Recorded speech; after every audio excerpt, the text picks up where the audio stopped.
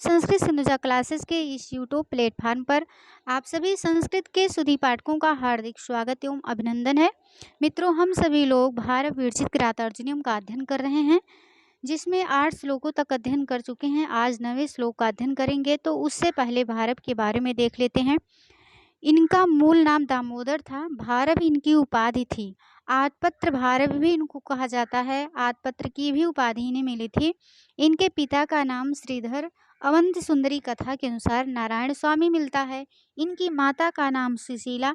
पत्नी का नाम रसिका या रसिकवती। ये कुशिक गोत्र के थे। विष्णुवर्धन के समकालीन माने जाते हैं। ये शैव थे। इनकी एकमात्र रचना किरातार्जुनीयम है, जिसमें 18 सर्ग हैं। इसका अंगिरस वीर है, नायक अर्जुन है, नायिका द्रौपदी है। कुल श्लोकों की संख्या इसमें 1030 या 1040 मानी जाती है। और इनका जो भारत का समय है वह 6ठी शताब्दी का उत्तरार्ध या 7वीं का पूर्वार्ध माना जाता है।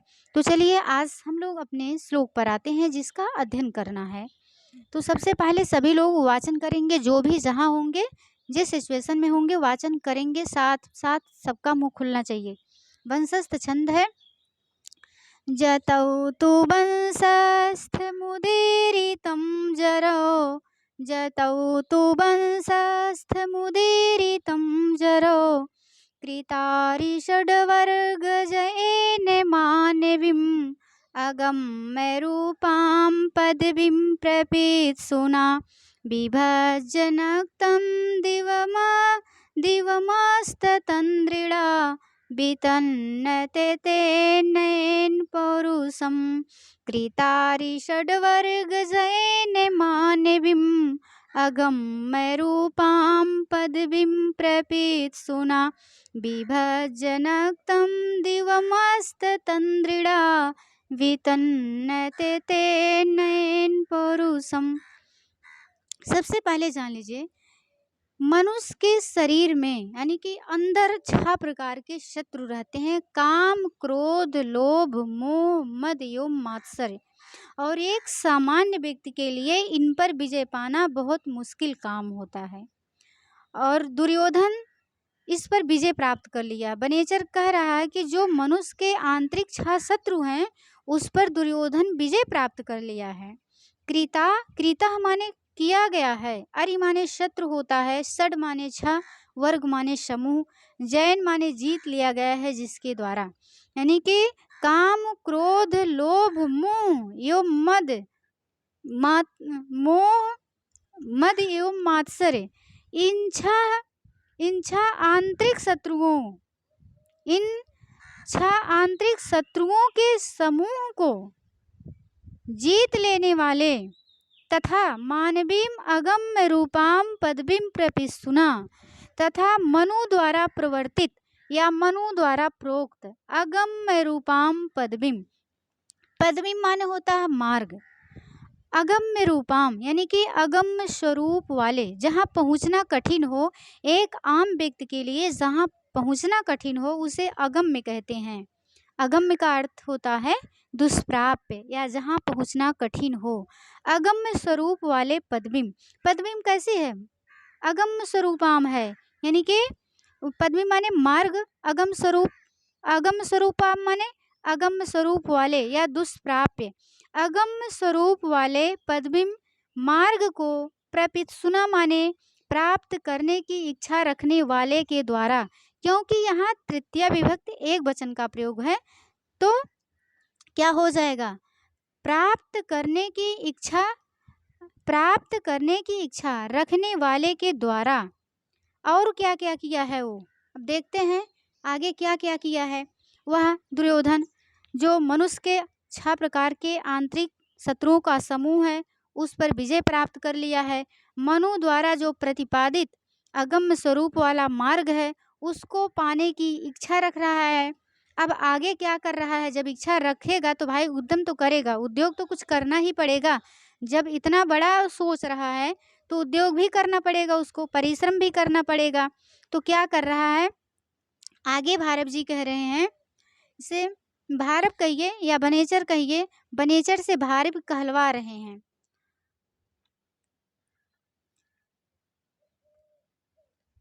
अस्त तंद्रिड़ा और कैसा है? जब आप अपने ही ऊपर लीजिए, अगर आप सोचेंगे, मान लो आगे झारखंड की परीक्षा लगी है पीजीटी के, तो आप चाहते हैं कि हम झारखंड में नौकरी ले लें, पीजीटी हमें पास करना है, तो आपको भी अस्त तंद्रिड़ा बनना पड़ेगा, अपने आलस को त्यागना पड़ेगा। ये नहीं सोचना होगा कि चलो आज सो लेते हैं, अरे चलो यार आज सो लेते हैं, कल उठेंगे, कल से पढ़ेंगे, फिर कल आया तो फिर कल सोच रहे हैं चलो आज पढ़ लेते हैं कल, अरे आज सो लेते हैं कल पढ़ेंगे, तो कल कभी आता नहीं है, ठीक है।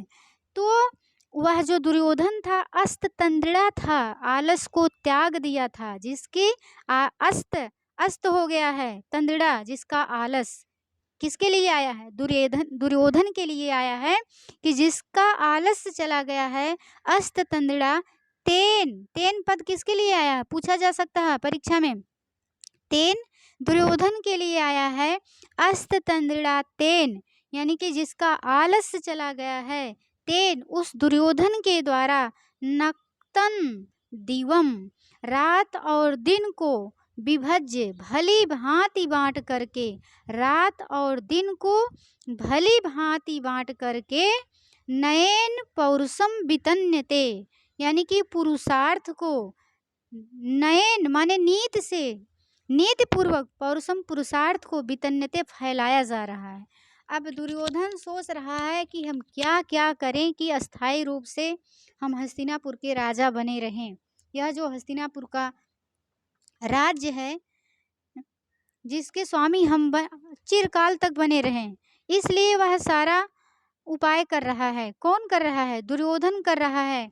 कृतारि षडवर्ग जैन, यानी कि 6 आंतरिक समूह, जो 6 आंतरिक शत्रु हैं, उनके समूहों को जीत लिया गया है, जिसके द्वारा मानवी माने मनु द्वारा प्रोक्त अगम्य रूपाम पदवीम, अगम्य स्वरूप पदवीम माने मार्ग को, प्रपिसुना प्राप्त करने की इच्छा रखने वाले के द्वारा, विभज्य माने बांट करके, नक्तन माने रात, दिवम माने दिन, अस्त तंद्रिड़ा जिसका आलस्य चला गया है, वितन्नते फैलाया जा रहा है, तेन उस दुर्योधन के द्वारा, नए नीत से, पौरुषम माने पुरुषार्थ को।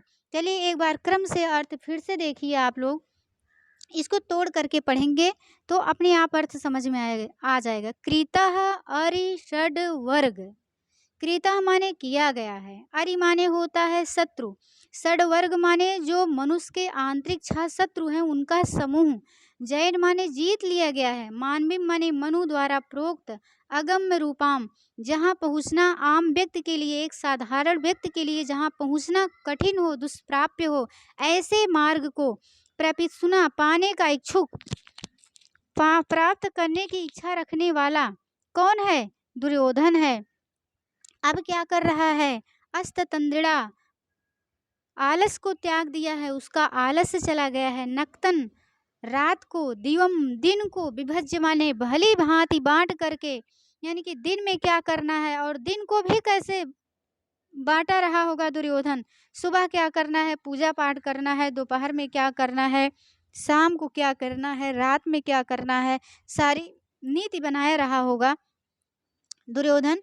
रात दिन को भली भांति बांट करके, नयन पौरुषम वितन्यते, यानी कि तेन नयन पौरुषम वितन्यते, उस दुर्योधन, तेन दुर्योधन के लिए आया है, उस दुर्योधन के द्वारा नीत से पुरुषार्थ को वितन्यते फैलाया जा रहा है।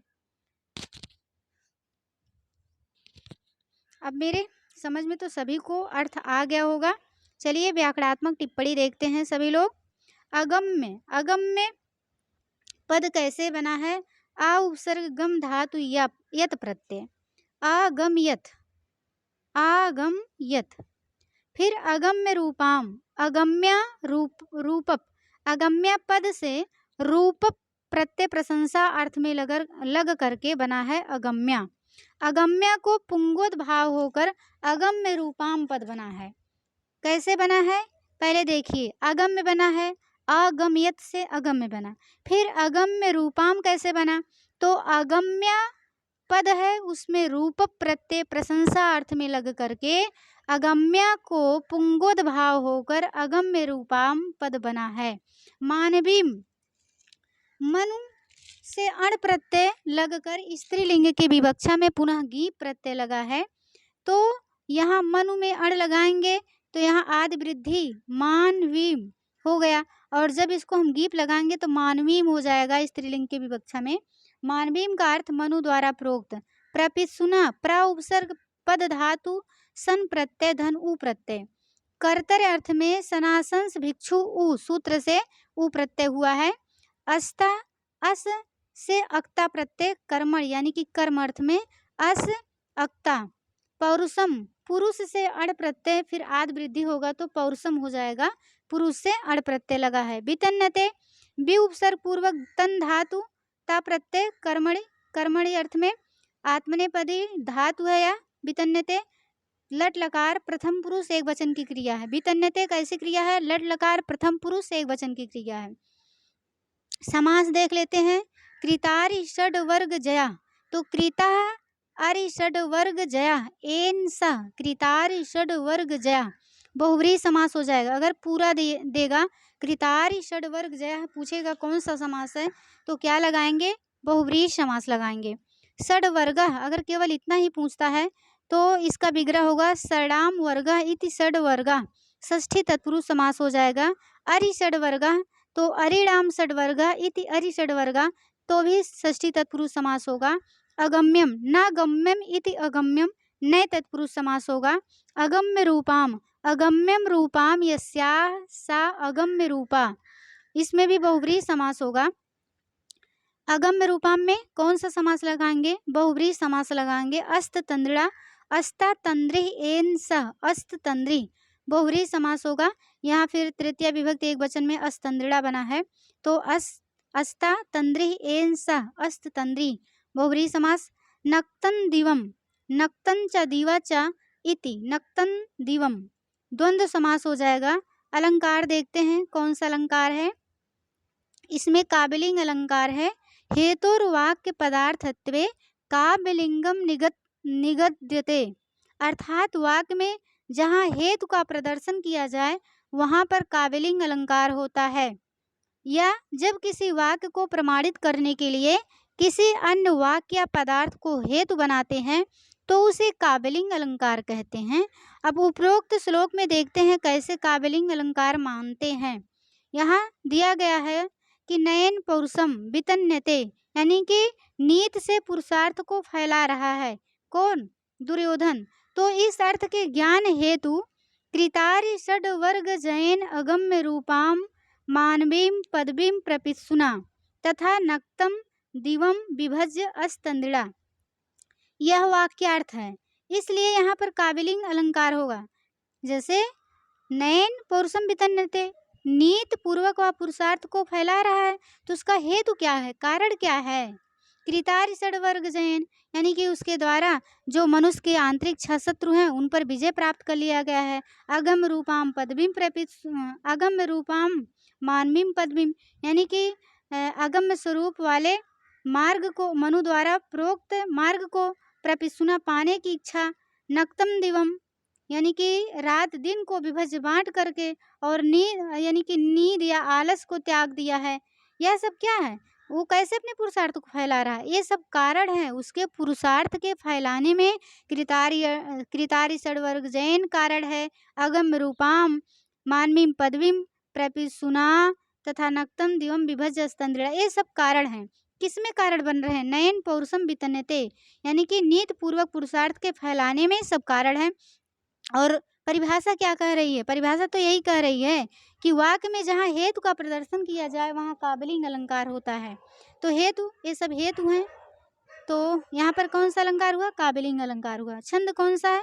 वंशस्थ छंद है। अगर इसमें पूछे गुण कौन सा है तो प्रसाद गुण है, वंशस्थ छंद है, वैदर्भी रीति है। तो आज के लिए बस इतना ही। वीडियो कैसा लगा आप लोग कमेंट बॉक्स में ज़रूर बताएंगे। आप लोगों का कमेंट हमें मोटिवेट करता है दूसरा वीडियो लाने के लिए।